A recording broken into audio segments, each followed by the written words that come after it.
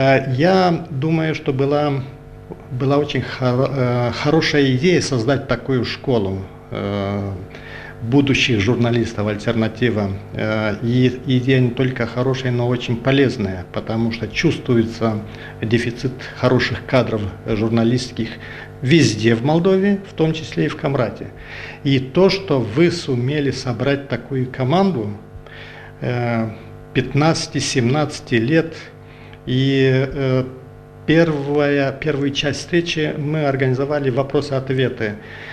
Знаете, что я обнаружил? Что они задают по-взрослому вопросы, которые касаются правильной, корректной журналистики. Меня это очень обрадовало, потому что если с этого возраста, после полугода школы, они начинают задавать такие вопросы, и приятно обсуждать ответы на такие сложные вопросы, тогда я не скажу, что все пойдут в журналистику, но когда они узнают больше об этой профессии, когда они войдут во вкус того, чем занимается журналист, честный журналист, корректный журналист, я думаю, что некоторые посвятят всю дальнейшую жизнь этой благородной профессии. Мы посмотрели первые плоды работы, то есть несколько телевизионных сюжетов.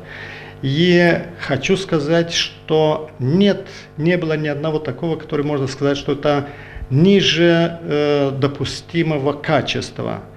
Если это первые работы, я полагаю, что в ближайшее время они смогут соперничать с некоторыми журналистами региона. И дай Бог, чтобы так случилось, потому что насколько они любознательны и насколько хотят вникать даже в некоторые нюансы этой профессии, нюансов много, но они уже подошли к некоторым из них. И я говорю, что это, я полагаю, что самая большая гарантия, что они будут ли они журналистами или нет. А вот работать в качестве журналиста они смогут. Думаю, что это идеальный вариант, когда школа находится на телевидении, когда все, что они слушают теорию, они сразу могут это увидеть на экране, на телевидении. Это очень хорошо, когда они что-то уже делают. Если телевидение считает нужным, может все это пустить в эфир. Плохой тот вариант, когда учимся журналистике, но на асфальте, да, как пловец.